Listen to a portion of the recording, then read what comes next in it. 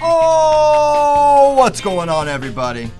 Welcome to episode 350 of FloWrestling Radio Live. I'm your host, Christian Piles, joined occasionally by my mainest man, Willie Saylor. And today's one of our lucky days, boys and girls, because he's here in the flesh via some app that is new. Not Skype. Hey. Skype is gone. What's Nomad's clean shaven today, boy. That's a rare sight. Well, not clean. Is that Really? right? Are you talking No, about? he's Well, got the side. He has a horrific Besides- goatee still. It's still there, Willie. We're still fighting that battle, but he's back from New Jersey. Christian safe just and sound. jealous he can't actually grow facial hair on his face. I can grow facial hair. I bet you. How was Jersey, Nomad? Bet your money you can't. Congrats, man. It's huge day. How Huge was win for Jersey? Nomad. Jersey was amazing. That was one of the best dual meets I've ever been to in my entire life. Was it that way the whole time? Was it loud the whole time? Yes, it was packed. It was awesome. There was cursing and near fisticuffs about 30 minutes beforehand, which Really? Between Oh, who? yeah. I don't know who the people are, but there was definitely don't bleeping talk about my bleeping kid, you bleep bleep bleep. They get that way in Jersey, boy. I've seen Yeah. a lot of. I've seen several fights, and most of them were in Jersey. Interesting. Okay, to my left, Stephen Kyle Brackey. He got a haircut. Yeah. The Steve. almost always clean shaven Stephen Kyle. Okay, so you'll be surprised to learn it was another big weekend in college wrestling. Few huge duels. I think we start with Princeton Rutgers, Ashnault Kolodzik, and it was funny the lead up to it. I don't know if it was funny, but it was interesting that Coach Ayers puts out he talks to NJ.com, I think it was, and says, I don't know, he can't score on him. I cannot believe he said that. And then he was like, so it was awesome because we did the Princeton Instagram takeover, and Dubuque interviews him about it, which was funny, and Ayers was surprised that it became a thing. He's like, I was just saying it, I didn't really expect it. It's I don't know what he expected. If you say to Anthony Ashnault that he can't score on him, when one, he has scored on him, and two, it's going to be even if you really believe that, it's I don't know, you kind of set your boy up. I think it was the volume, the amount of people that came back at him that was more surprising. I don't think he expected. I think he expected some blowback, but not oh wow, this is a thing. People notice this. I don't know. He should not have been surprised by that. Dude, that's I don't know. As far as bulletin board material, that's the best. You're talking about the Jersey Golden Boy. Yeah, this is Jersey we're talking about here. But I personally believe he knew what he was doing all along. He's trying to hype a match, bring a little buzz. The duel was great, but seeing Ashnault dominate in that way, I don't think anyone expected that. I thought. Oh, I can't believe he hit him in that same move from top twice, first of all. They scouted that. Oh, for sure. That's You hear Pritzhoff on the mic'd up. Mm-hmm. When Kolodzik first went down, he goes, sit out's coming. He sits out, boom, pancake. And if you watch it, I'm probably not going to post mine because the audio wasn't good, but from my angle and from Ryan's angle and from the angle we had on the mat or from the camera, he clearly readjusted as that was all happening. That was all, he knew that was coming beforehand. Don't you watch that and think to yourself, I watched it several times and I'm thinking to myself, that's probably there more often than people want to realize, people realize. I kind of think that way too. Yeah. It's is this a legit turn? Joe I'm Smith wait a pinned Marcus second. Coleman with it I'm last week. wait a second, this is probably there a lot. Tim Flynn tried to tell you guys. Well, in the headlock. But yeah, you're right. It's the same thing. He's just, they go under the arm and set it to the head. Yeah. Really, he probably would have pinned him if he'd done the Tim Flynn headlock. Yeah. So shame. You know what, Anthony? Some room for improvement next time around. So are we with 149 now? I think most of us had Ashnault or Willie. You had Kolodzik, right? I picked Kolodzik. Okay. But moving forward, how do we view this weight? This is 100% Ashnault's one of the biggest favorites at this weight, or okay, he's a marginal favorite now, or is he not the favorite? I don't know. I think with the way he dominated Micah, and the way he completely dominated Kolodzik. I mean, even if he doesn't get those 2 turns, he took him down. He was the aggressor. I mean, did Kolodzik get in on a leg? Kolodzik, I don't think was close to a takedown, right? I think it's Ashnault. I think if this is the pros and cons of winning that match, kind of. You go out there and dominate like that, and you dominated Micah. Now you're the lead dog. Now it's your title to lose. But I don't see any reason why Anthony Ashnault's not NCAA champ at the end of the year. So, against number 2 Matt Kolodzik, number 3 Michael Jordan, number 4 Caden G-Feld, number 6 Mitch Feinsilver, 10 points, 14 points, 10 points, 12 points. Man. I mean, like, he's given up some points there, so there's only 2 majors in there out of. But like, how many other guys aside from Nolf and Nickel are majoring, putting up double-digit points on all the other guys you expect to be All-Americans? Is G the biggest threat to him, or are we just like overreacting to one match? And why was G able to make it more interesting? Well, G was more offensive. You also have to Kolodzik. remember. I mean, Ashnault's been putting up massive amounts of points, like you said, but I don't want to say struggled. He didn't score a lot of points on Lugo. Good point. That was his closest match. Wow.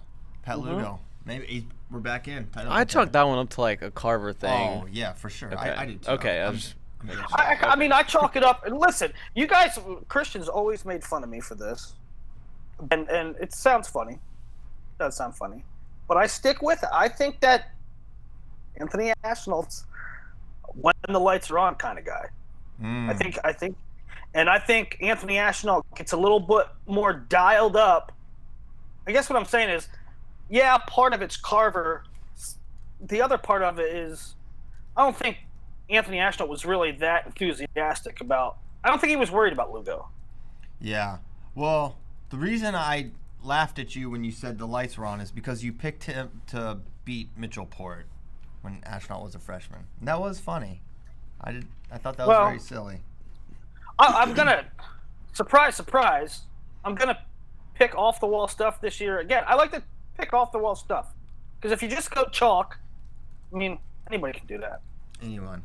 Okay. Nomad's with me. He knows. Nomad picks off the wall stuff sometimes. All about it. Congrats. Okay. So that's 49.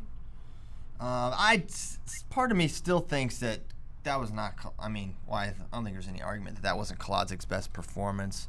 I think it was a little bit of an off match for him. Their rivalry has been close historically. And now I think we've all acknowledged that Ashnault, this is his best season by far. Like, he looks better than he ever has at any point in his career.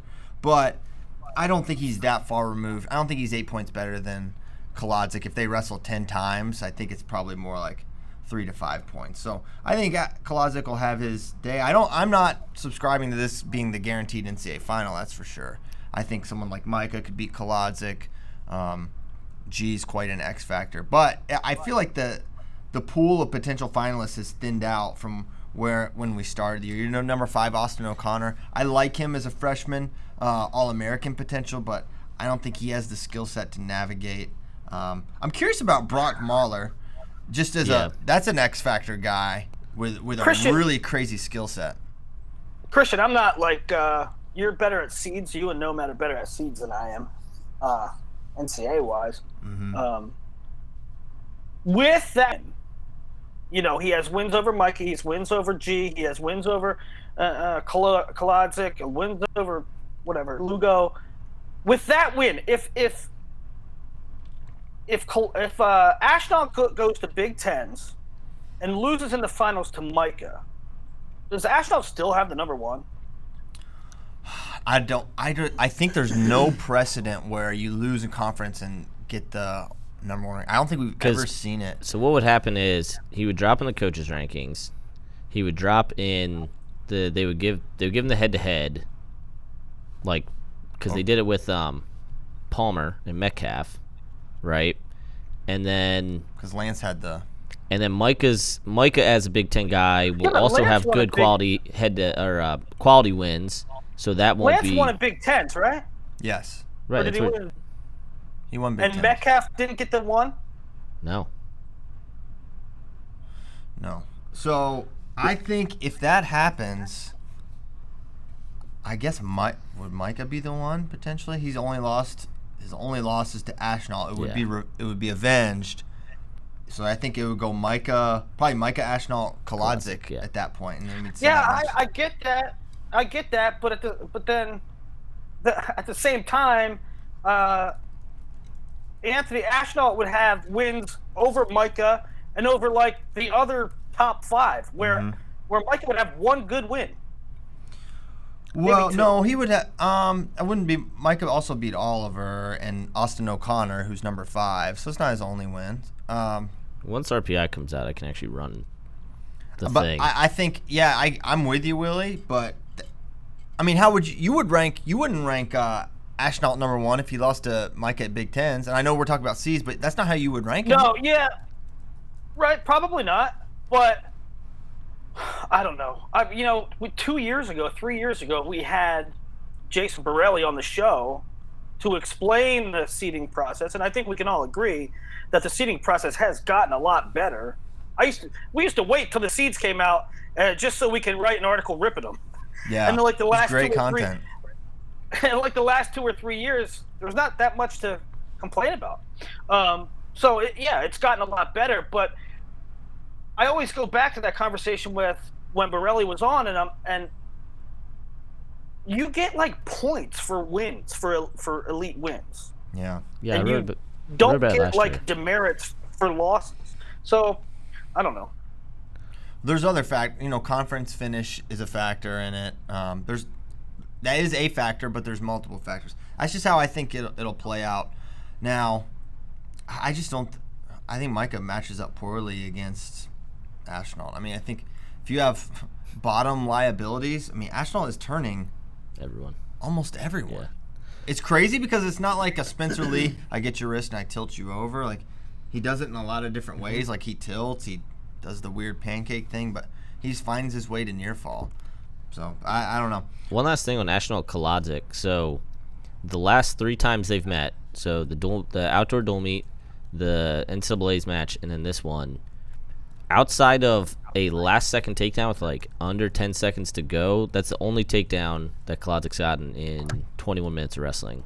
Against the last 20 minutes of wrestling, just that last takedown with, like, under 10 to go in the outdoor duel. Kolodzik looked slow to me compared to Ashnault. I thought Ashnault had a real speed advantage there that I didn't necessarily expect.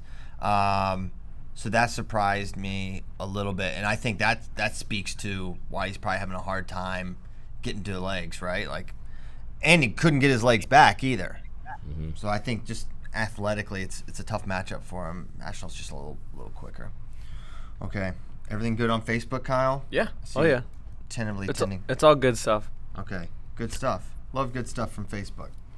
Okay, so that was a great duel. Comes down to heavyweight. What more can you ask for than a duel like that? And a lot of buzz about the rack. I mean, this has been this is like 2-year run for Rutgers wrestling in terms of like pub and like cool stuff happening. You know, getting Suriano, having an NCAA finalist, all the atmosphere. Like, it's becoming very apparent that the rack is one of the, it's got to be a top 5 venue, maybe even better for wrestling in terms of like attendance, atmosphere, just the overall energy. It's a great place to wrestle, and I think it's huge for Rutgers. I love too. What I love too about Rutgers, and what I find the most optimism in, is that, listen, Rutgers wasn't going to beat Oklahoma State, but yet they all show up, right? I mean, they're there to support their team, win or lose. It's not like, I don't know. It's not like, Yankee fans show up to the stadium. Or the Phillies are a great example. When the Phillies are good, the stadium's full. When the Phillies are mediocre, it's not really full. Rutgers, they knew probably they weren't going to beat Oklahoma State, and still they're all there because they love high-level wrestling. Yeah. So it's awesome. It's great for Rutgers, great for New Jersey, and I don't know if this question made the final list of questions, but people were asking how much atmosphere and stuff like that matters to recruits. It matters tremendously. A lot. I mean, that kids want that. I mean, kids, that's something that's really important to them. I know, for Robbie Howard, I think that was a thing. Like, man, I want to wrestle someplace where the atmosphere is crazy. And I said this the other day. Now, my 2 trips to Carver were Princeton, Michigan State, right? So I haven't seen like a real, Oklahoma State, Penn State. But the rack on Sunday, now that was big rivalry duel. Again, I'm comparing like not big time duels for Iowa. Was louder than the 2 times I've been in Carver. Well, you also hate Iowa, so yeah, you would say that. Did you go to the Olympic trials? The 3 best crowds I've been to this year: Rec Hall, the Rack, and West Gym. Yeah. Okay. Yeah, West Gym's crazy. I think West. Which Iowa duel? You were at an Iowa duel this year, right? Princeton. Yeah, Iowa Princeton. Princeton. That was not a full bore Iowa crowd. That's why it's like hard for me to compare. Their home schedule was whack this year. It's like one of the worst home schedules I think we've seen. What are you talking about? Maryland comes to town this week. Oh. Wow. So Kyle wanted to bring back the segment teams that make us sad. And happy. And happy. I wanted to throw that in. So Maryland makes Kyle sad. It's just, I don't know. Hold on. Let me look. I should have had this pulled up. He's going to pull it up. We lose to Wisconsin this weekend, which is not a bad loss, but 0-8 on the year. Losses, they haven't won a duel? No. Losses to Penn, Navy, Central Michigan, Purdue, Indiana, Nebraska, Michigan State, Wisconsin. And none of them are close. Not close. You'd think they'd win one somewhere along the line. Remember a few years ago when it was like somebody made a joke? It was when there was a lot of national duels talk, and people were saying, oh, national duels should be the way to decide the NCAA championship. But there was this weird one where it was like Penn State lost to Minnesota, but Minnesota lost to Nebraska, but Nebraska had lost to, I don't know, right. Lehigh and Yeah. Lehigh, and it went all the way down to like Liberty, like a club team beat somebody else. Yes. You would think that Maryland would beat somebody. They've only scored double digits twice this year, and the most points they've scored in a duel is 12. Another team that makes Kyle sad is Utah Valley, who looked so good to start the year. Now they're not wrestling. Wasn't this yours? Oh, yeah, they're kind of mine, too. They started so good. Now they're not wrestling their starters, and they're losing badly. Well, their starters aren't wrestling. There's Kimball Bastion. First of all, they had a brutal road trip this weekend. Yes. They went Thursday, South Dakota State, Friday, North Dakota State, Sunday, Iowa State. Yeah. Oh, my gosh. But they only wrestled Kimball Bastion in one of those duels. Demetrius Romero didn't wrestle at all. Matt Finley didn't wrestle at all. The Orndorfs, I think Tate wrestled all of them, but Tanner didn't wrestle any. So I don't know what's going on there. That team beat Rutgers. I know. And gave Nebraska all that they wanted at the beginning of the season. I know. That's what's sad about it, because they're good. They have really good wrestlers. we just miss them. But there are teams that make me happy. I want to talk about them. Fresno State, I mean, in 2 years? Look at what they've been able to do there. Amazing job by Coach Steiner and company. And really, just they're recruiting well. They have the home crowd. They beat Oregon State and Wyoming. They beat Wyoming pretty soundly. Wyoming, of course, excellent team, excellent program there. Iowa State outscored their opponents 100-0. I don't care who you're wrestling. That's hard. That's where I'm at. Also, they wrestled, solid programs. yes, another team that makes me sad, Oklahoma. Oklahoma is very sad. I almost got shut out by Lehigh. And only weren't because Lehigh didn't wrestle their starter. Didn't wrestle Jordan Wood. Because they would not have won heavyweight. They would have been blanked by Lehigh, who Lehigh is having one of their, they're having a very tumultuous year. They'll probably be fine in the end, but they are not having a great year. They're actually showing a little life now, aren't they? Yes. Price they is are. back. He looks good. Lehigh's 5 minutes down the road from me, so I don't know. I was bummed earlier in the season when they had so many injuries and was sort of gloomy, but they look a little better now. They do look better. So Lehigh makes us neither happy nor sad right now. They make us feel very medium. But yeah, who did Iowa State? They beat South Dakota State and Utah Valley. Utah Valley. Combined. 100-0. That's amazing. A lot of life on the Iowa State bench too. I love it. I bet Sion's still second guessing Dresser. I'm sure he is. I didn't ask him. We should have. I wonder if he's listening. He was listening from Where Jamaica. is he? Is he in Jamaica? He's 30 feet away right now. He yelled, yeah, I make eggs in the morning. He yelled at me for not making him eggs. Okay. And Princeton makes us all happy. I mean, what an amazing job Coach Ayers and staff have done there. It's everything. It's putting together a tough schedule, getting recruits in, young guys wrestling hard, taking your medicine when you say a guy's not getting scored on, then talking about it in an interview and shaking the guy's hand. Like it's a whole bunch of things. The way they're marketing their program. Yeah. Yes, one of the best at that as well. Well, It's amazing. I mean, did, because Princeton, correct me if I'm wrong, if anyone knows about the academic situation at Princeton, they don't have some ag school situation here. There's no one sneaking in the back. It's like the standard is the standard. And I remember, I forget which kid had verbaled or whatever, that when we put out the article, they're like, don't say he's going to wrestle. You have to say he like committed to the application process. Yes. Like Princeton It was Glory. I think it was actually Stefanik. It was like a while ago. Okay. It was before Glory. But it's like it's that serious, right? Like you don't just say you're going to Princeton. Like Princeton. So, man, I think for what he's been able to build, the guys he's been able to get in, for having an RTC, building the fan base. I mean, Coach Ayers, it's not, you don't do this overnight. It takes 8, 9, 10 years to do it. It took Coach Cole a little bit to get it. Now, Cornell, one of the best programs in the country. So I just have a lot of respect for Coach Ayers in this. I remember this was before Princeton was doing anything. Joe Dubuque came up to me at Beat the Streets at the gala afterwards.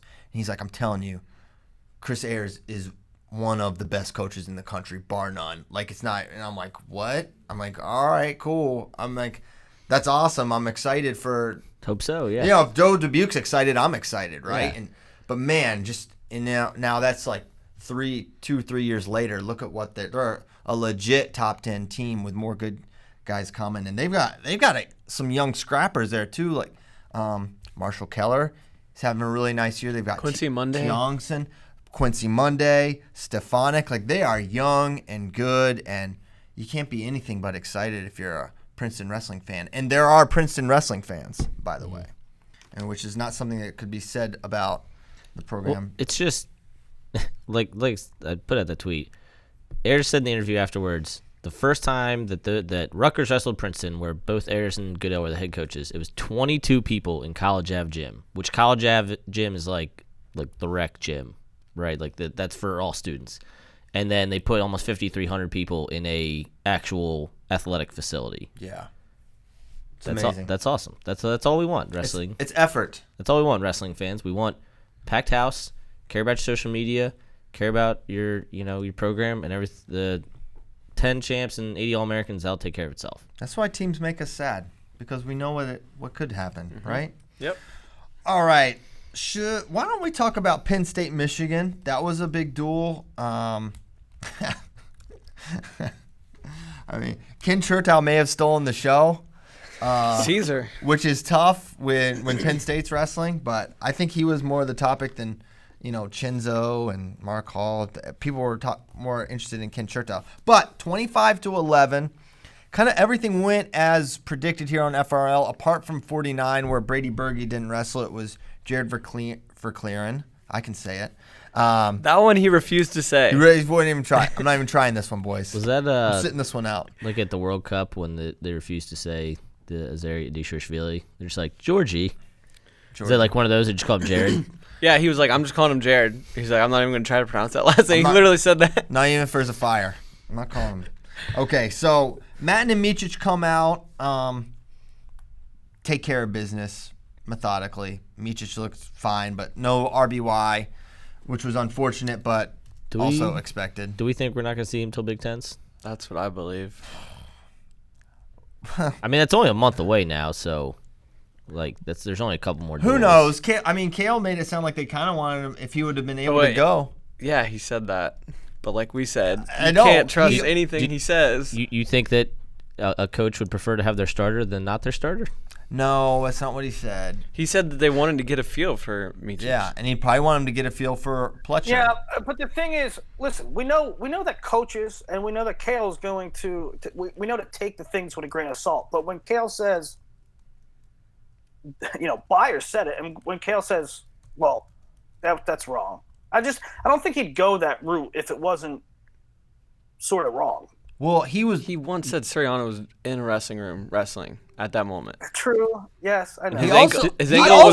He also said that we jumped the gun when they entered a guy in the tournament. We said he entered a guy in the tournament. We didn't jump the gun. You entered him. Was in the brackets. But there's He was also in the bracket. So if you look at so he does this. Every coach, right, or not every coach, but a lot of the coaches do their weekly media days on Monday or Tuesday, and so you have to follow it a lot and watch him. But he said we're hopeful to have RBY back, but we expect to have Shakur back. Shakur wrestled, RBY didn't, so it's kind of like hopeful, probable, doubtful in the NFL, where you have to listen to the specific verbiage that he is saying. Okay, can we get a? All right, this is good. But for real, like I can't wait for media day this week. Like you have to listen to it because he does offer clues. Okay, so if he's hopeful for RBY against Pletcher, he's probably doubtful. Correct. Hopeful equals doubtful. Expect is probable. And wrestling in the room means snapped ankle. Yeah. That's all right. Got it. All right, now I know what he's saying. And again, one more. I'm sorry to belabor this point, but like one more thing, guys. Just put or. It's okay to put the starter. Like if you truly don't know, that's fine. But just put or. Yeah. Please. Don't break his heart. Please. Can you just put or? So we know, like you put or for Verclair and Berge. Why can't you put it for RBY and Scott Stossel? Yeah, Scott Stossel's name should be in the program. And how about he was the only name we didn't say? I know. I don't know if he's a 25-pounder or what, but he's not. No, he wasn't listed as a 33. I don't think, because I sorted by the weight and everything. So none of the names we said. What's he listed as? All right, never mind. Who cares? No, shut up. I'm gonna find Scott Stossel. Yeah, Command F. 3341. Oh, he's a 3341. They had to suck him down. All right. So that was that. Here's my whatever. What chess move are you making by suggesting that RBY may wrestle when you know he's not though? Like that's my thing with the or. Like it's if you have the or, it still allows you to be like, well, we don't know. Like we still have to prepare for this guy, you know? Well, okay. You should. All right. Here's a quick little bit of advice. I bet Coach Bourmet, whether it was RBY or Scott Stossel on the or, they're probably going to prepare for RBY. Yeah.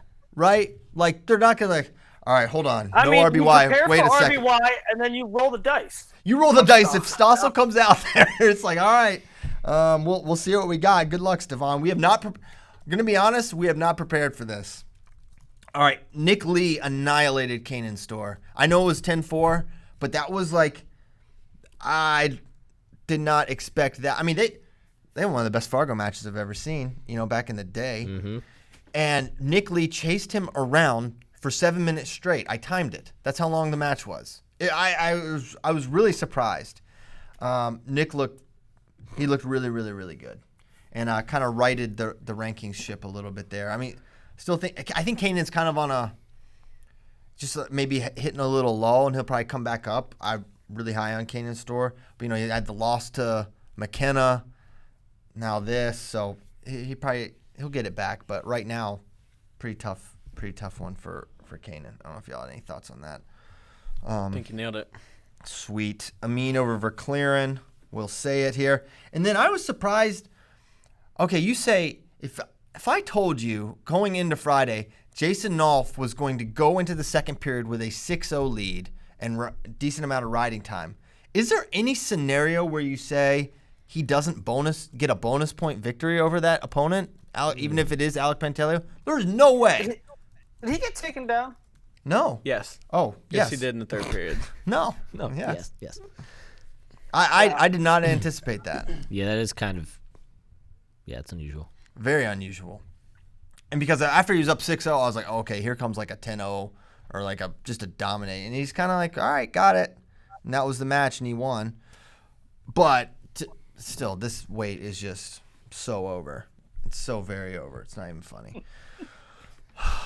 There's several weights I'm prepared to cancel right now. I'm canceling 157. 57. What else? Are you canceling 97? After Friday, I'll probably cancel 97.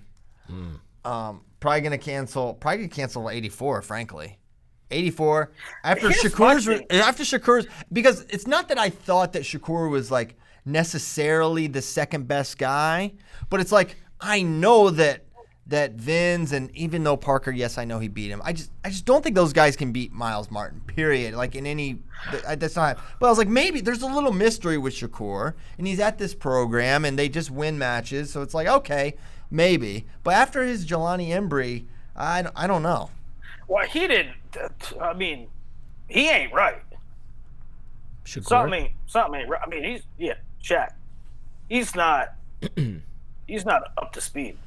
He didn't look in shape to me. He wasn't in shape, right? Yeah. Here's why I'm on the fence with this. People are tweeting at us and saying, "What about Miles going up for Bo?" I'd like to see Miles go up for Bo, just to see it. Why? I also kind of. I don't understand Why? that at all. Yeah. One, it crushes Ohio State. Right. They have Colin Moore. It's like the worst thing they could possibly do. Two, they have Colin Moore. I'm not talking about it from Ohio State. If anybody's gonna beat Bo Nickel, it's Colin Moore. Like if there's a shot, it's Colin Moore's got the shot. Yeah. You know? Well, I don't. You maybe have a decreased probability of winning the match by bumping up Miles Martin. It's entirely possible that that's like true. Yeah. And also I'm not saying it from Ohio State's perspective. Of course, that's not the smart play for Ohio State. I'm saying as a fan, I would like to see one more chapter there. You want the fans to win? My last chapter. My next chapter. Well, my thing is we've seen it like 5 times. So I'm ready. It would have been cool if it was 84 again, but I don't know. I'm just not that enthused. It'd have been one thing if the roles were reversed and Miles was at 97 and Bo bumped up, or like the guy that's had the upper hand would be bumping up, but he's to be smaller and bump up. I'm just not super interested. Chinzo wins because he wins close matches. I have 2 thoughts on this match. First of all, kids, the power of persistence. Now everybody's talking about this cutback that Brock Height brought up, which I get. Chinzo's actually, I don't think, was against the rules. They do it legally. I know, but I'm just saying, like, Brock has been hammering this point, and all of a sudden it, like, actually kind of gained steam because of the magnitude of the match Chinzo has. So Did it gain steam? I saw a lot more people talking about it than just Brock. Oh, really? This weekend, yeah. It's only Brock just has had all hold these on. coaches talking about it. He won't stop. So here's just so He you know has a point, though. Like, either rewrite the rule or call it. So, all right, here's what Nomad's talking about because you may not even know. When Chinzo's rear standing and he puts his right foot behind and back trips Massa down for 2. Spins out to the side. It's only illegal if you have to completely leave your feet, Yeah. which Chinzo doesn't do. So it's not. I don't know why it's getting. There is a scenario like Pletcher's got called for it, I believe, this year. I don't think he got called for it. Brock just wanted it Oh. called. That's what they never is. I couldn't tell you the time I've seen it ever called. The only time I saw it called was when Clark literally just jumped into Tomasello's knees. Ashnault got when Ashnault But that's wrestled, completely different. The way that they're doing this like little scissor kick, I haven't seen anyone called for it, and that's what Brock wants is people to get called for it. When Ashnault wrestled Enriquez, he got called for it. Okay. Yeah, and it was the exact thing that Brock's talking about. Leave your feet. Yeah. Yeah, you can't do it.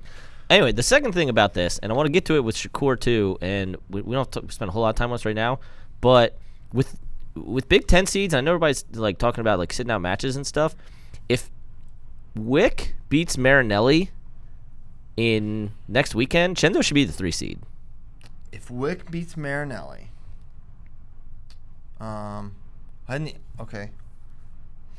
Well, I don't know about that. Like that is how Wait. you actually that's how you actually penalize guys for sitting out matches, whether they're And injured you're or saying not. if Marinelli wins, Marinelli should be the 1, Chenzo the 2. Well, Marinelli should be the one no matter what because he would have better wins, but when they both have a win against each other, and Chenzo didn't. He didn't get to wrestle Marinelli, which is a scheduling thing, so that's fine. But then you sit out against Wick. Like that's people want to talk about preventing guys from sitting out. That's how you actually do it. There is a punitive measure for if you only wrestle like right. I think 5, 6, 7. I think with a level playing field, you're right. Like all things considered, Marinelli 2 wins over Wick, Chenzo no wins over Wick. No, but I'm talking about if Wick beats Marinelli. No. That's Marinelli will be the one. I'm almost positive he does it. Okay, but I agree with you. I agree with you if they split. If they split, right. I agree with you there too. However, I made the similar argument last year in a weight class that there was like a legacy guy, like the guy that was returning national champ, but returning Big Ten champ, and they give you like legacy points for that. I don't think so. Well, Chenzo's never won a Big Ten I'd have to look title. up Big Ten legacy bracket. points Marinelli beat Chenzo last year. No, And look, I'm talking about returning Big Ten champ. Yeah. You know, I really don't think that's a criteria at all. Well, here's the thing. There's no actual criteria. The seeding, the literal thing says like rank them. Yeah. And then I'm we'll 100% decide. sure. I'm 100% sure a similar situation happened last year. That we were arguing about it on the show when we were talking about who should be seeded what. It was a Big and then Ten it bracket. turned out We should go look it up. Yeah, it was a Big Ten. It was a Big Ten bracket. And here's the thing, like Chenzo's going to have a tough semi no matter where he's seated, because he's either going to have to wrestle guys never wrestled before that finished third last year in Evan Wick, a guy who he's 0-1 against in Marinelli, or a guy who he has never scored a takedown in regulation on in Isaiah White. I'm still picking Chenzo to win all those matches, but you want to and again, look, like I don't care if Chenzo was hurt or not, or sick or not. Like if we actually want to talk about making changes about sitting guys out, whether they're healthy or not, then you can't sit out against a guy who's going to be a 2 or 3 seed and then still be over him. Yeah, I agree. Yeah, I think in principle you're right. It's tough to imagine a scenario where Chenzo is undefeated, returning NCAA champion, and not the 1 seed at Big Tens. And then the 1 seed at NCAAs is going to be simple because it's just whoever wins Big Tens. Right. So that's at least all right. And yeah. Okay, so that's 165. But I think This is the procedural thing I'm talking about, guys. Yeah, let's talk about the actual match itself. Chenzo is how much of it is when he wins close like this, wow, he's playing with fire, or how much is it just like, because I watch him, I'm just like, I have complete assurance that he's going to win this. I was never like, whoa, upset special here with Massa. I was like, Massa's not going to score him. He'll figure it out, whether it's a ride out like he needed against Isaiah or a takedown. It's just like, I think he's going to get it just every time. And I guess the surprise there is maybe because Massa hasn't quite been like his freshman year. He was 32-3 and finished third and looked all world. And since then he hasn't quite been that same guy. So I guess maybe the surprise was there in the closeness of it. But again, that's Chenzo's controlled, right? Chenzo is not always explosive and high scoring in these big matches. In the reattack, it's kind of one of the things we've talked about with Massa. He just kind of shoots and shoots and shoots, but he shot the whole match, and really it was only the one time he was able to hit the reattack go behind there. But when Chenzo times you, Chenzo's timing on reattacks is absurd. He's phenomenal. I'm with you, Christian. You just always have that thing. Chenzo's going to win. It's 1-1 overtime. He's going to find a way to do it. He's just done it so often. And what did you guys think about the hands to the face penalties?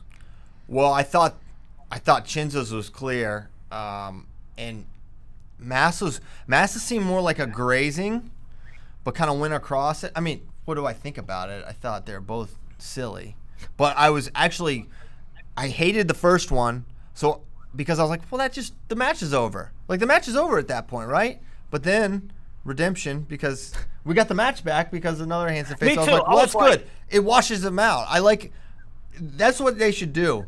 If you're an official, just like, all right, I called one. Just look real close. You'll find another. It probably happens in every match. Yeah, I was glad. I was like, that's stupid. It's going to be over. And then the other one happened. I'm like, good. Now we're setting the thing. But you know what? The Joe Smith Cutler match. There was only one of them. It ruins the match. Ruins it. It ruins the match. It's terrible. I hate it. There should be a warning.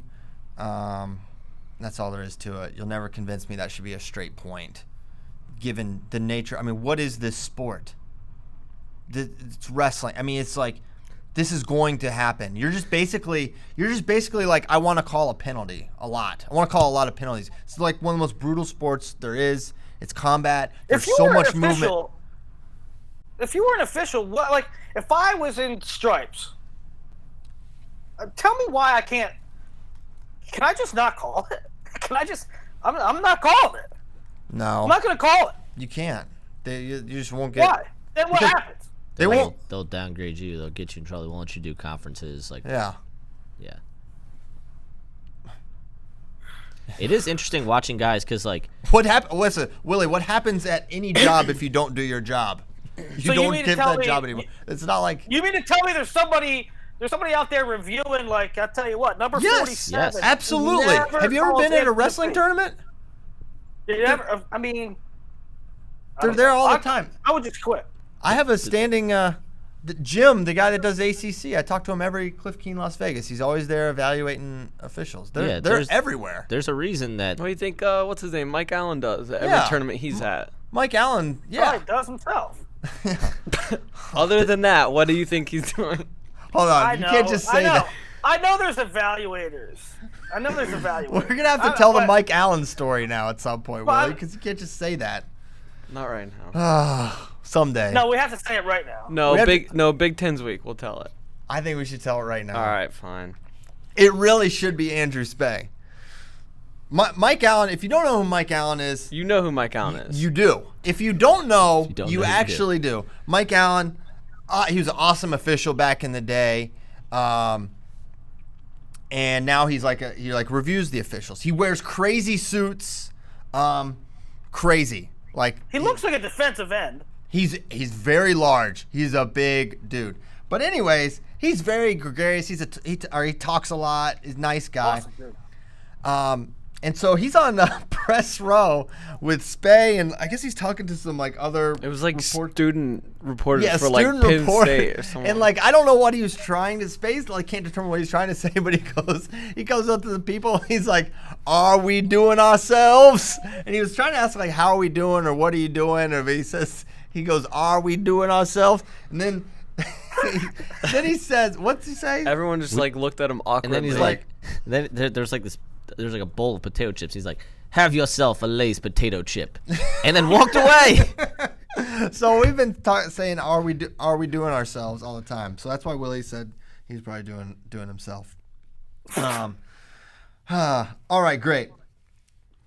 Great. You had to be there to get that story. You had to be there, but it's been a joke we've probably told once a week for since Big Ten. So once a week, once a day. Mark Hall, beats a mean. Another one where you're like, it's gonna be close and he'll win, and it's that. This one was a little different than the 2 times they wrestled last year, or the previous 2 times they wrestled, I guess. I don't remember when they wrestled, but because last year there was Amin got reversals and Mark kind of won on riding time both times, or kind of because of the mat, and this time it was because Amin took a shot that Mark easily countered. Yes, you cannot do that against these guys. Nickel pin Strigow. Help now. Hear me out. I think Bo, he found out that me and Willie have a Hodge vote. Now he's upping his sportsmanship through the roof, helping Strigow up. Now, I'm not saying that's the only time he's done that, but, big stage, everyone's watching. Let me pin this guy. I'm going to help him up. I don't know. That's a point for him in the sportsmanship column, whether you like it or not, Kyle. No, it is. I just pointed out that in the past, he had committed an unsportsmanlike conduct penalty and was called. Yeah, that's all I did. You also didn't bring up the Nolf raking. That's not illegal. That's not. And I don't. It's not That sporting. was accidental. He said It's not sporting. Nolf said unintentional. Oh my gosh. Of Christian, course it's stop. unintentional. It wasn't intentional. It's not unintentional. Of course it's not intentional. Thank you, Willie. I thought we went over that last week. They think he did it on purpose. I'm not. You We're not think the only he, ones. You think he used his foot to break Yes. his nuts on Yes. purpose? Yes. Yes. Yes. No. Yes. You got What was he trying to do right there? Jason. Push his leg away. Well, that's why he started not near his leg. Listen. I don't care. It's not a big deal. But think like no- that All wasn't right, sporting. hold on. Like let's just be clear. Here's like, what you're saying. Here's what you're saying. I am Jason Nolf, the best wrestler at this weight. I am wrestling Purdue's, I'm pretty sure, backup. Have you ever tried to get a pin before? And yes, Probably not. almost twice. Okay. Hold on. Just let me. You had your moment. Okay. This is my microphone. Let me talk into it. You think he's like, you know what? I got to dig deep into the bag of tricks so I can pin this guy. I'm going to mutilate this guy's genitals so that I can get a pinfall. No. That's my last resort here. I think Jason Nolf You is guys are a goober. folk style wrestling wizard and knows exactly what he's doing with his body at all times, to the point that if he wants to be a little bit of a dick for whatever reason, maybe the guy don't think he eye was gouged him. Trying to be a dick. I think he was just trying to get the pin, and he knew if you made him a little more uncomfortable, he might just. No, look, touch I'm that other shoulder. gonna give him benefit of the doubt that maybe the guy poked him or clawed him or something earlier in the match. He didn't like it, and that was a little bit of payback. There's no way. There's no way. All right. It's not a enough. super big deal, but he did do But it. hold on a second. Kyle, you I don't bet. care that he did it at all. It doesn't I bother me care a one little bit. bit, but like yeah. You care a lot. You were triggered Yeah, by it. you were triggered by it. I don't Because care. in the I think scale he- of things that we've seen that are bad, giving a thumbs up or raking a kid's nuts you're is ma- worse. No, man, you're making it 10 times worse than what it is. Yeah, again, like DeSanto. Yeah, Is same thing this like back to the DeSanto, ball and he chain bounced- situation? no, This is what what I'm I'm saying saying. is The ball and about chain, things Willie. that people He did break actually his like. nuts, and I'll tell you another thing. No, man, it's proven on video that DeSanto did not bounce Lezak's head off the mat. Yeah, that's because his arm was like this. We're not talking about this anymore. But for real, like I mean, there's his video his evidence his that arm you was could- in the way. That's why he didn't do it, because he was going like this. And I don't care. We haven't Like had I don't one of care these about in it a at this while. point. Like everyone else keeps bringing it up. I didn't like it at Put the time. your I still don't hair like it. away. I think he was trying to be a dick to him. Like it's Well, fine. Well, it's okay. You said he bounced his head off the mat. That categorically didn't happen. Apologize. Yeah, like because three yeah, different because shows. No, Lezak's arm was in the way. No, no, no. Because Lezak's arm was in the way, and I'll show you afterwards. Okay, you what didn't he- say what he that. did. You said he bounced his head off the mat. Okay, look, he didn't bounce his head off the mat because his arm was in the way. Sorry, Well, he couldn't. His head couldn't have hit the He mat said because sorry, his arm that's was in all. the way. He said sorry. Like, Sorry. why do people keep bringing this up? Like, I'm over it. Like, I didn't like it at the time. I don't like it. It wasn't cool. Whatever. Like, we're past it. Well, I know, but it was factually incorrect. they're bringing it up because you said wrong words. Yeah, because his arm was. I'll show you after. Like, we're getting derailed. We here, but all I will watched literally it. show you after. Hey, Nomad, we all watched it. That's why we know what you yeah, said and I'm was gonna wrong. show you that you're wrong now. Okay. You're looking No, at two different Christian. things. Kyle and Christian, you guys have a bet. Is that bet still in play or is it decided? what? Where have you been? You know No, what? the Bo Nickel. Yeah, where have you The bone- been? Where have you been? Where have you been, man? What is it? Bo didn't major somebody? Eric Schultz. Do you even watch your favorite team? Oh yeah, that's right. Wow. Did you pay the bet? I did. Do He you did. do you even follow Christian on Instagram? Wow. No. Unlikely. No, I don't go on Instagram. Yes, you do. You made posts, liar. 6 posts in my life, and I pay zero attention to it. Well, unlike Nomad, I'm a man of my word and I pay my bets. Yes. Yes. So are you 100%. guys gonna? I want another bet. You guys should bet something else. Well, I offered Kyle double or nothing. I said, I you just know, decided to cut my losses. I said, you know what? I'm so confident that Bo Nickel will have another decision. I was like, we'll go double or nothing. He can go the rest of the season. Bet's back on. We'll wipe this Eric Schultz thing off. But I think another 3-piece will be coming this Friday. Are we doing a whiteboard war for Penn State, Ohio State? We're gonna do a chalkboard. You war. haven't done a whiteboard war all year. No, we haven't. We're saving them. But we can Hey, do- We're running talk low about on another markers. duel. Yeah, there was a big duel. Iowa, Nebraska. And Max Murin might be benched. I don't know if this is permanent, but Vince Turk wrestled. What, is that funny? No, that was a weird way of wording it. I don't know. He might be. laugh. It was a funny way of wording it. All right. He might be benched. We don't know. Vince Turk got out there. He lost to Chad Red. Vince Turk has beaten Chad Red before, Yes, he has. so maybe that's why he got the nod. That could be why. That could be why also. So, all right, a lot to talk about in this one. Lugo Shearer was actually kind of close, and then Lugo kind of pulled away there, but he got taken down. Kind of like we said it would be. Right. Wow. Wow. Well, we know what we're talking Props about. to us. Good for us. All right, Tyler Berger beats Caleb Young. He was kind of living on his legs. Young had one nice shot and some really nice counters where he kind of threatened Berger but couldn't quite come around for the two. Berger's persistence pays off. He blew a nice kiss to the Iowa bench. He informed that it was his house, which is apparently not Bob Devaney's anymore. It is now Tyler Berger's.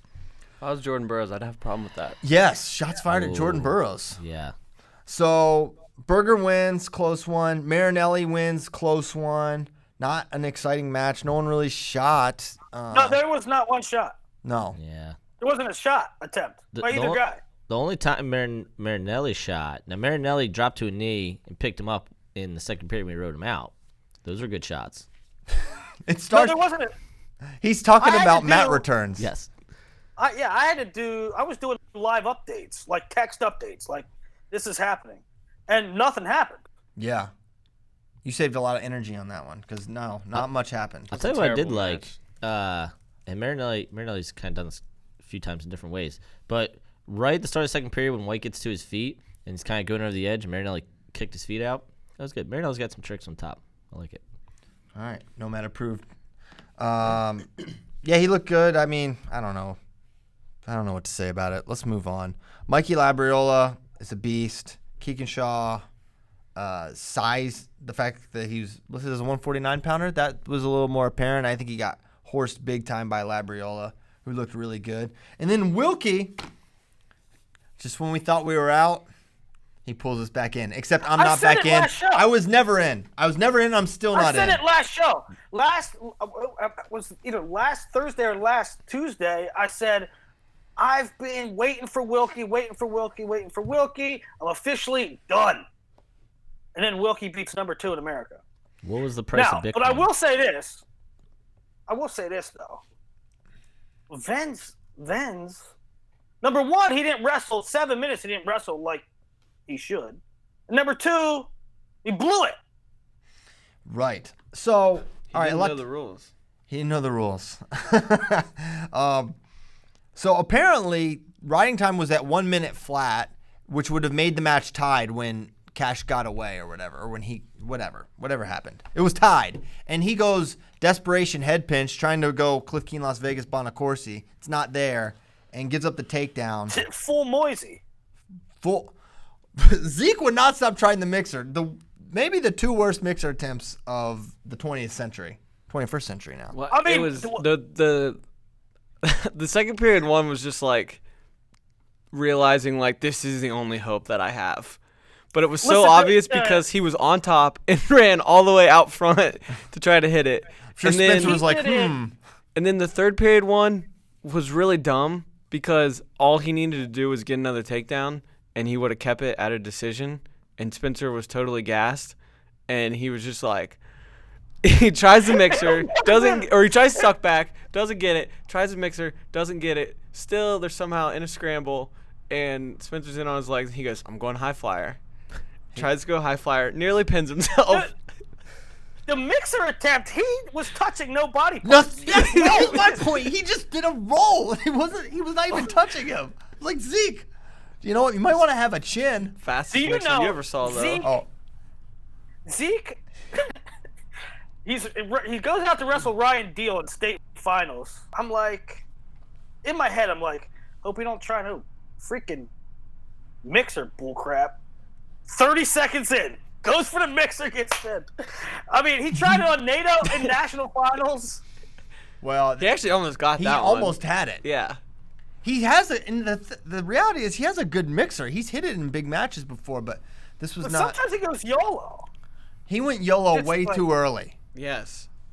It was way too early for the YOLO. Second period, I mean, he had taken him down. No, he probably wasn't going to win, but He could have kept it to a decision. well, third period things happen, right? Maybe you catch him in the cradle. You get on your single. especially, I mean, I guess, I don't know if you can tell. I don't know, when you're that close up and you're banging and grinding. But Spencer's body language on that, it looked like he might have been fading. So he was absolutely there was fading. still 55, right? There was still 55 seconds left. So you get a takedown, you keep it within a decision, and I don't know, maybe you press the action. Not him, though. Spencer fell to his knees. He was like, mixer. About that I'm action. So he wins. We're kind of going out of order, but it doesn't really matter the order. Lee beats him 18-4.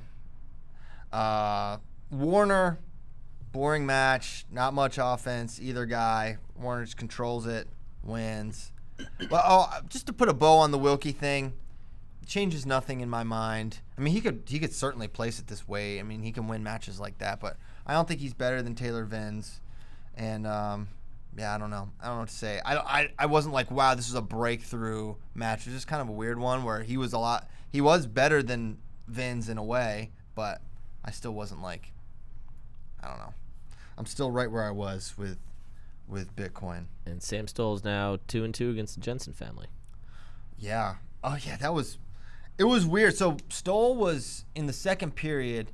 He had gotten up. He was nearly away, and then they got a restart out of bounds. And then Jensen was on top again, and Stoll, I think, got to his feet again, or nearly did, and he's nearly away. And Jensen drops down to the leg, the hurt leg of Stoll, and Stoll, he just bailed on it. You could tell he was like really, really uncomfortable when he dropped down. And from that moment, I feel like in Stoll's mind, like, he was like, oh man, I can't get hurt here. And like, cause I thought his bottom mentality completely changed after that return. Like, he turned down, bailed, belly down, and then the legs came in. He couldn't stop the leg from coming in. He got ridden for 4 minutes straight. It was, he almost got turned. So it was really, I mean, if there was any question how healthy is Sam Stoll, I don't think very. This is a good debate here because let's embrace it. I was railing on top stalling for, like, you know how I do it, a good few days. I was just railing on top stalling. They let you stall on top. The officials don't know what top stalling is. And the Hawkeye report right now is kind of, and now, I mean, I was saying that months ago. Hawkeye report right now is saying that that's what it was, right? Jensen was up there. No, and it was just that is a stalling. completely biased, awful take. Horrible. He was trying to turn him the whole time. He nearly did That's multiple did. times. That's what I thought too. Don't they? Wow. Okay. That is just a completely biased take. I'm shocked shocked that they had it. I could point them plenty of stall rides of names they're certainly familiar with if they're looking for it. And they're happened with Nelson and maybe some people on their team. But this David Jensen is not the example. This ain't it, Chief, as the kids say. No, that was not stalling. I thought he was going to turn him, frankly. When the first time he like broke him down and was really working that, we called it frame the face. Yeah, we called it like swinging the gate when you like. Yep. He almost had him multiple times, and yeah, he went under. He almost turned him. Yeah. What was the discussion like with Spey about his ranking this week? Because he has no ranked wins this year. Stoll. Yeah. I mean, he's ranked number 10. He started number 1. I thought he was going to be like 17. No. Well, the problem is Gunning beat Voss. I don't want to speak for Stoll's no Spey rank wins and college rankers, but I would assume that the problem is that the back half, they all have bad losses too. Oh yeah, they do. And David Jensen's not that bad a loss. Not that long ago, he's a Hodge Trophy contender. Not Gunning. Gunning didn't really. Yeah, well, I mean, what's Gunning's best win? Voss. Gunning's best wins Voss, which again, Stoll has no rank wins. His losses are Hilger. Okay, we'll do the math. You know why he's Elam. ranked 10th. He's returning All-American. He's got plenty of good wins. He just doesn't have them this year. And that's why he can drop from 1st to 10th and with 1 loss.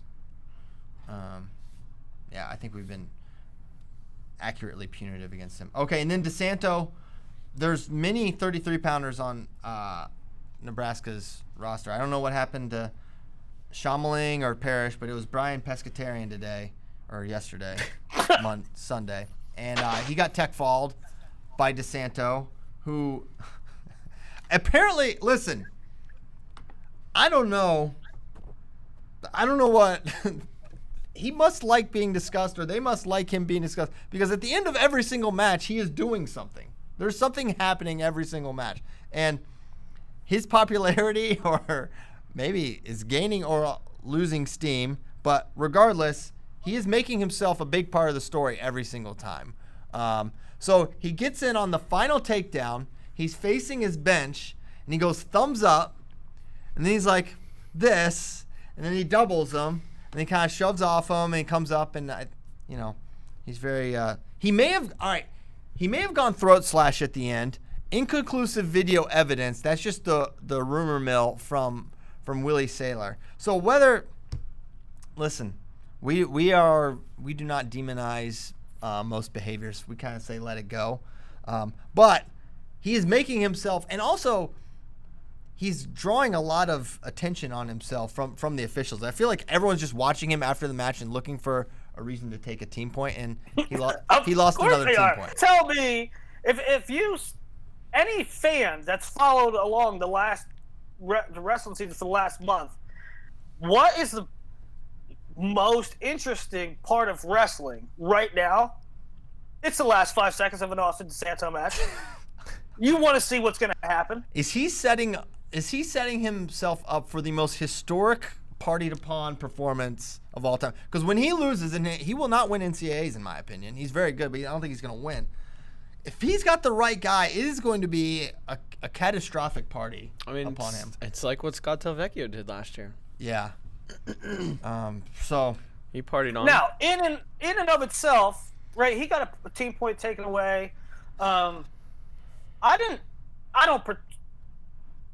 particularly like him doing gestures during a match. It's sort of weird. That I actually liked the most. Well, I just think it's during the match. Kyle and I figured out what happened there. I really think this is what happened. I think when he picked the kid up, the Iowa bench was like, put him down easy, put him down easy, put him down easy. And he's like, okay, I got this. Hang on. Okay. That makes sense. I mean, there were like 3 or 4 times last year when he was wrestling for Drexel that he would do that same stuff to Acevedo in the corner. He yelled at Acevedo one time, and then he was like, wait, I just yelled at my coach. He's like, sorry. Like, so he's done these hand signals before, and it's like a way of communicating without like being able to really talk. I got you. I thought he was like, I thought it was a little showboating, and he was. Well, I think it might also have been. No. Here's my read. I have a slightly different take. I think he got him up. He was excited. He's facing his team. He's like, thumbs up, guys. I got this. And then I think they were like freaking out. They're like, what's he gonna do? Because they had no idea what he's gonna do. And they probably all had a collective look of like discomfort and like worry on their face. And he's like, just gave him a reassuring hand. Okay. And then boom, just set him right on his hip for 2. Okay, now if he's, if it was thumbs up showboating, I think that. If he had like picked him up, put him on his shoulder, and was like, dude, no. I think that's great. I think that is awesome. That is Leon Lett running into the end zone with his arms. Like that's like part of it. I don't think that's unsportsmanlike. So you think that it would be fine? Let's say now, like this is Austin DeSanto. He's ranked like 3rd in the country against a platoon guy for Nebraska. Mm-hmm. All right, it would be, one of these stars. I don't know. Matt Kolodzik doubles a guy, the backup for Brown. You think it'd be cool if he ran around the mat with him? Like, yeah, let's do it. I would start a USA chant.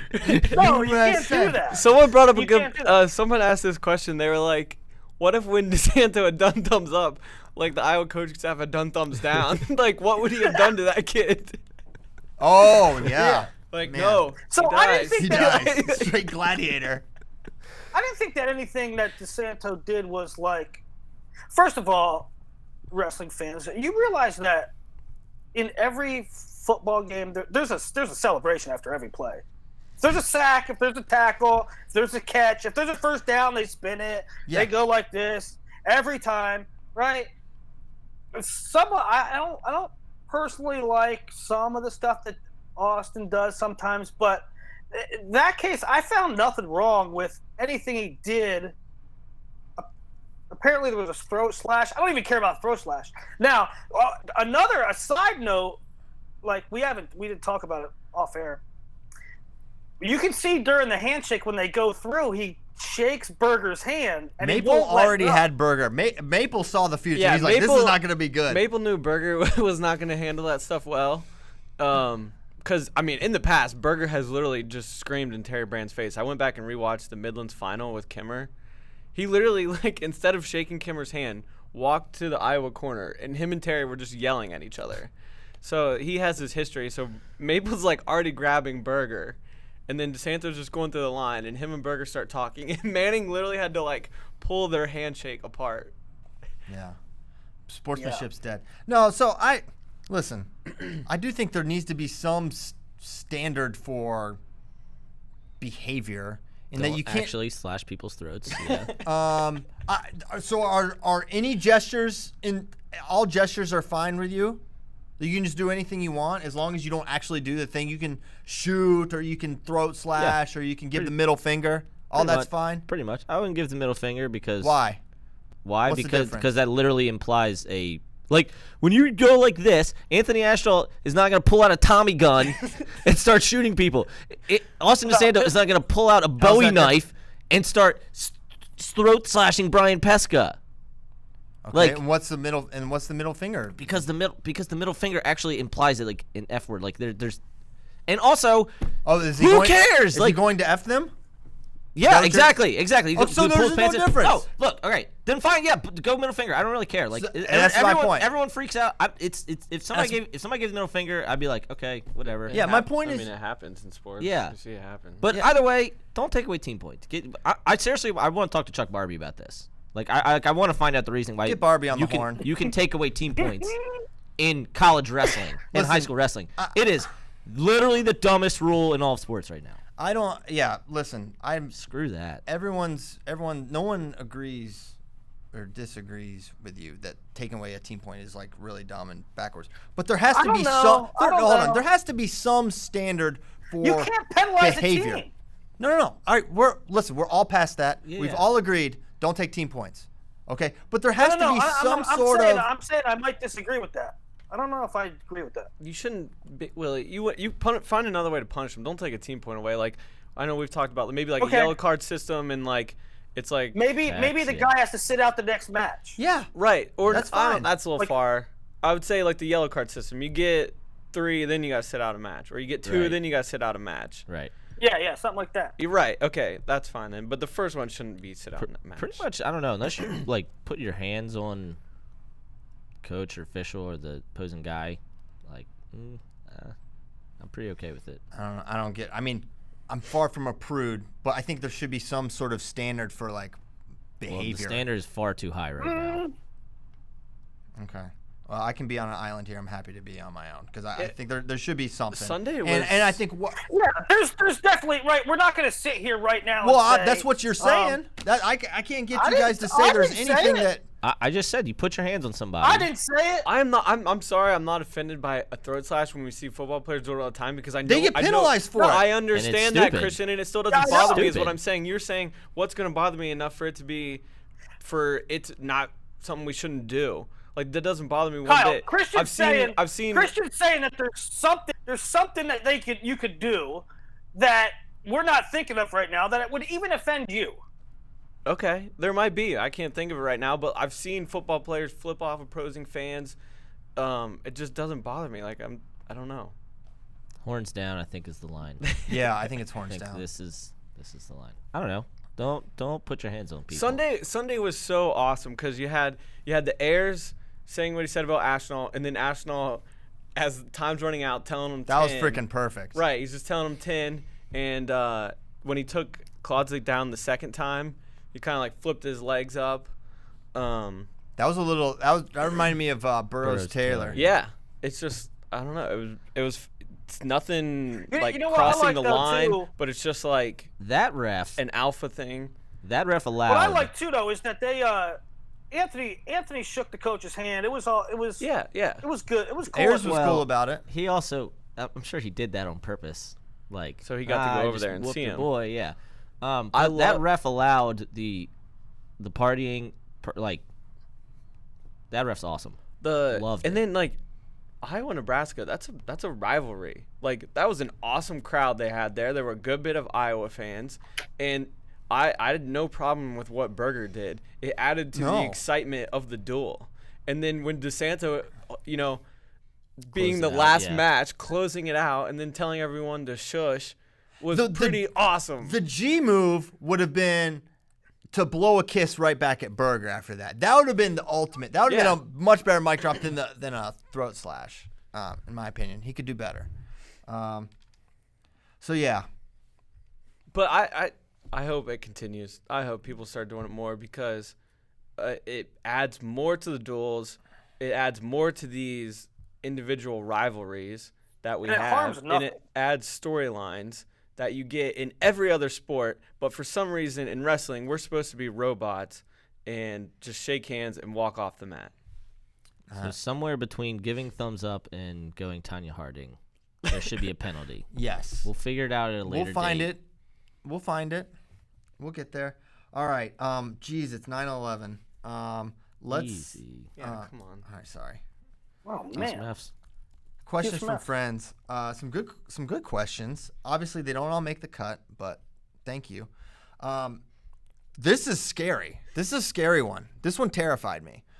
Who would be from Justin Jones? Who would be seated first at 125 at the NCAAs if Mueller goes undefeated and Rivera and Lee beat each other and have one loss each? I am terrified that could be an NCAA semi, and I almost want Rivera to beat Spencer, just so they're opposite. Yeah. I need RPI to come out. So that's NCAA, put assuming that freaking RPI out. Spencer beats Pitch. Oh, that too. Because Pitch could be number one if he beats Spencer. That's a great point. Okay, so there's other. There are other guys that this Man, way there's- turns out. Does Mueller have? What's Mueller's best win? Foz? No. No, he didn't wrestle. He Oh, yeah. wrestled Zurich Storm. Oh, yeah. He has a wrestled younger brother Foz named up at Winter. 33. Dang it. No. I swear to God. Zurich and Winter Storm? Yes. Oh, my gosh. No. Yes. What is No. their dad a Weather Channel anchor? Ask the PA Power guys. There's a guy. It's Winter Storm. Jeff Upson, you need to do something about this. I love it. You know what? I do too. I hope guess Winter Storm just smashes everybody. Shakur Laney, maybe, is oh, boy. his Oh, best boy. win. Shakur Laney, Luke Warner, Brandon Courtney. At some point, Sean Foz will have to wrestle. Why is he wrestling 33? Is he? Oh, Yeah, he my wrestled. gosh. I don't know what he weighed in at, but he wrestled 33 against Virginia. Okay. Well, yeah, I don't know what's happening. So, yeah, I don't know. Maybe he won't have enough wins to be the one. But, yeah, that is a scary reality. Now, if Pitch wins, Pitch is the one, then, yeah, maybe it is 2 or 3. Or Rivera could beat Spencer again. And then maybe Spencer's the 4 if Mueller goes undefeated. Sebastian just went through the Big Ten minor league system. Poor kid. What the heck? Why does no one want to wrestle this man? It's horrible. Yeah. I mean, so Malik, they sent him to Edinburgh to get like more matches. Matches. For Yeah, RPI and it's stuff. just like a coincidence Yeah, I get thing, it. but But it is odd that he hasn't wrestled. yeah. this Rayvon start. Foley Friday though. Rayvon and then Matten Sunday. Yeah, I bet Rayvon shows up. Rayvon don't miss matches. Yeah. Yes. Rayvon's gonna be He's there. having a good Rayvon is like 26-1. His only loss is the pitch, yeah. He's and he's got a couple ranked wins. he's doing great. Love it. Big Foley fans here. Okay. If Micah Jordan wasn't allowed to leave practice until scoring escape against his brother, would he be the favorite at 149 come March? No, because he would still be there during NCAAs. But it was a lot bigger than Micah. Bo's a lot bigger. He would never get away. It's not possible. All right, we kind of talked about the rack. Who makes the Mount Rushmore of NCAA wrestling villains? Is DeSanto in the running? Here's where DeSanto is. DeSanto, of course, is on Mount Rushmore for villains, but he has the Washington Monument back in D.C. Okay, he's got the solo monument. It's him. It's Johnny Hendricks. Probably, Metcalf. I was going to say Metcalf Yeah. and Mako. Yeah, probably so. A It's lot tough. of Iowa in this. It's tough with Mako because he was on 2 teams. But that's kind of what Yeah, made him I the feel villain. like that pushed it up. May I submit? Is Ben Askren? Was Ben Askren just like way too liked at the time? I think he was liked pretty well by a lot. I think the people who hate Askren really hated him, but I don't know if the amount of I think the quality of hate was very high, but I don't know if the quantity of hate was very high for Askren. Ramos was not popular.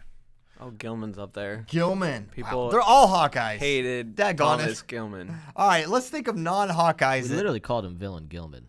We did. That was his nickname. Feels like he should be on the Mount Rushmore. I do think he liked it too. I do think DeSanto's the biggest of all time.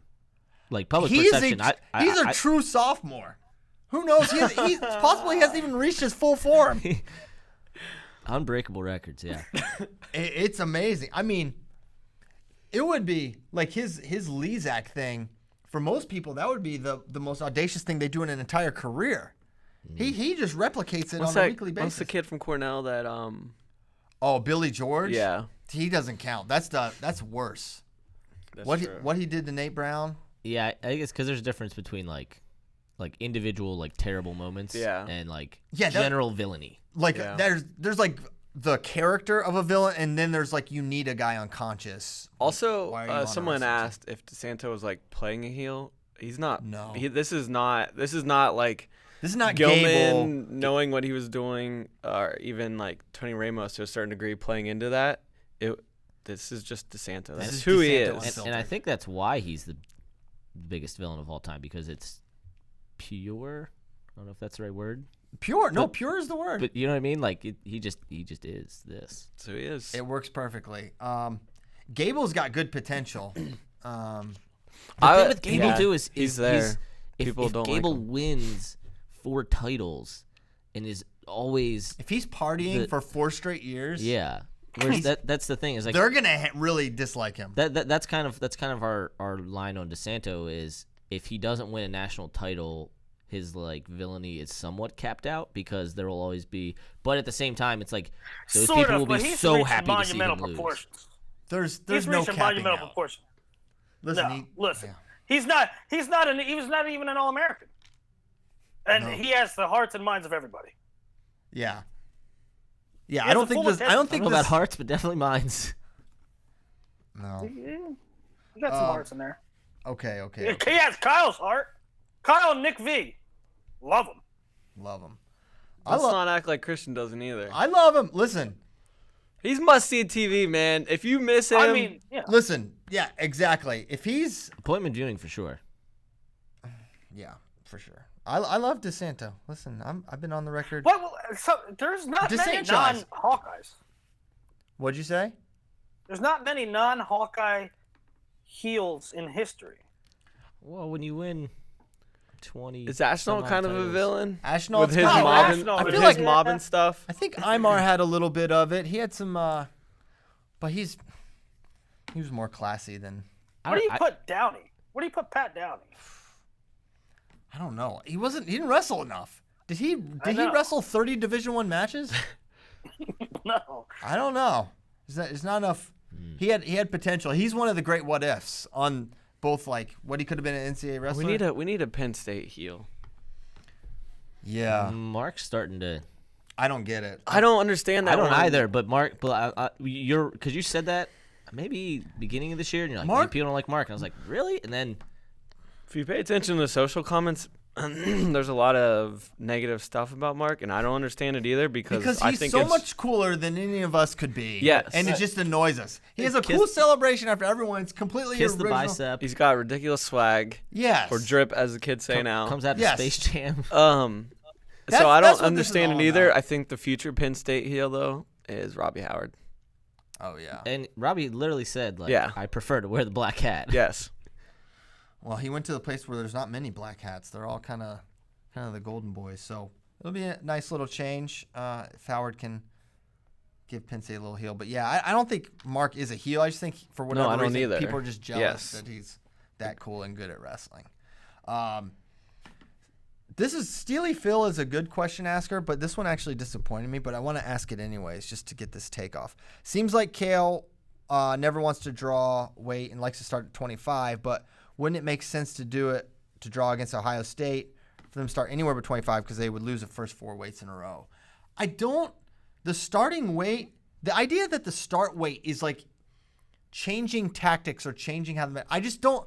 The same 2 guys are wrestling no matter what. It doesn't matter. Are you telling me that Jason Nolf is going to be psychologically affected because Micah Jordan's going to beat Jared Verclaren or Brady Berge? Like that's the only thing you're suggesting. Well, now hold on.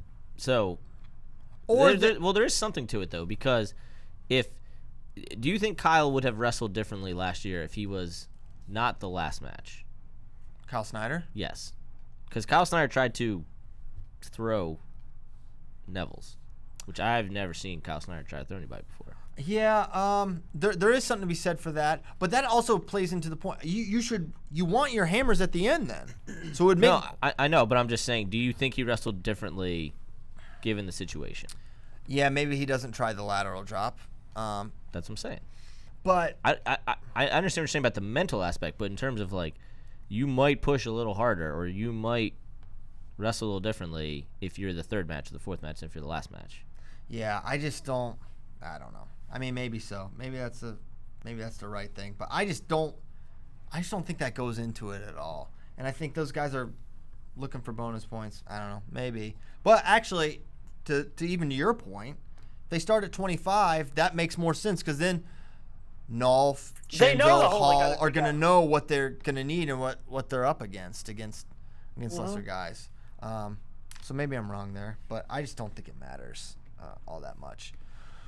Okay, I'm going to need Nomad on this one from Big Fan at Wolfpack. Regarding the World Team Trials Challenge Tournament this May, name some of the athletes who are expected to compete at the event. Who's in Final X? Just kind of like, who could we potentially see? So the big question for Final X is Dake. Is Dake going to drop this year, or is he going to wait till next year? Come on, dog. Well, he's going down for real. Okay, I know you have said that, and I agree with you, but I don't think the fans at large still have that in their head yet. How many times I got to tell you guys? How many people listen to this show? Y'all know. But Dake's coming down.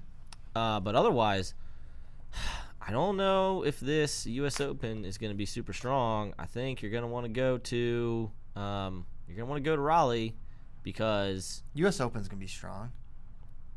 Okay, It'll be stronger than last year. But here's the thing. When you look at weights where a guy's sitting in Final X, why would you go to the U.S. Open and put those extra miles on your body when the trials field is going to be so small that you're basically risking wrestling an extra 5 matches versus an extra, 1 match? Well, for many of them, it's a qualifier. It's how they get to the World Team Trials Challenge Tournament. I know. I'm saying so there's between NCAAs and last year's World Team, there's gonna be some guys who are already in trials. Yeah. Okay. I think a lot of them will still need to go. I think Open will be super salty for sure. What weights at the U.S. Open men's freestyle will be contested? Like if you win U.S. Open, you'll make the 57. 65, 70, maybe 79. Maybe 79. We'll see. That's it. Yeah. We have a medalist at every other weight. Okay. And it sounds like Jaden's no, not of course. Gonna... Here's why. Because if you win the U.S. Open, don't you get? Wait, hold on. What are we talking about here? I'm talking about why you would wrestle at the U.S. Open. You get a bye to the World Team Trials Trials. You get a bye finals. to the Trials Finals, which is a huge incentive. I know, and I'm saying, so take 74. Okay, if you're a guy who wants to go 74, and you are already qualified for the trials, you could either wrestle. He's saying, why would Dake wrestle 74 at the Open? Yeah, you could either wrestle 5 matches and then still have to go to World Team Trials, still have to weigh in, save a weigh-in, and only wrestle 3 or 4 matches as opposed to 9 matches. Because you can. Or 8 matches. Well, if you win the U.S. Open, you're in the finals of. You avoid a very, very difficult bracket. I know, but I'm talking about number 1 weigh-in and number 2 size of the bracket. Yeah, we literally saw Zahid do it last year. Because you just said the World Team Trials tournament is going to be tougher, and you're going to avoid that, and you're not going to have to do it all in one day. I mean, I see Nomad's point. Do you think Dake cares about the challenge tournament field? You Absolutely. think he cares about If About Dake's sitting in the going finals? 74, I would be very shocked if he went to the Open. It is important to Dake to sit out. It's important to Dake to sit to Final X. Listen, not to do you know trials. what happened to his semi against Aymar? He hurt his ankle in 2017. Okay, that affected him for his Burroughs one. It doesn't matter that he's way better than Aymar. Right, but that was when everything was all on the same day. Yes, but what he's going to have to wrestle 4 or 5 matches somewhere. Yeah. Would you rather do it earlier? And there's also you mitigate a little bit of risk there too. Like you have more opportunity. Christian, if he wrestles the Open, wins it, he's still going to have to wrestle in the finals of the Challenge tournament. Okay. So all right, I think we've exhausted this. I got it. I get where y'all are coming from. You don't. It's fine. I don't want to get down into that. The point is, the guys that we could see there, you potentially Dake would be at the Challenge tournament. Basically, you're setting Final X, the second person in Final X at the World Team Trials Challenge tournament. So at 57, it'll be Gilman or Dayton. One of them will be wrestling. I personally don't think we'll see Spencer. Hopefully, we see Spencer. Why? I didn't wrestle last year when he was wrestling great. I know. I'm just He's saying not wrestling well relative. I'll believe Spencer freestyle when I see it again. 61, who knows who comes out there. 65, I mean, it's going to be Zane, J.O., Yanni, McKenna. Some combination of those guys will be in it. 70, will we see Nolf? Will we see Green? 74 could be Dake. 79, is it going to be Mark Hall, Zahid, etc. It's going to be really loaded. Bo Nickel. So there's going to be a lot of really good guys headed to Raleigh. Yeah, remember, Penn State sat out, basically the freestyle season last year.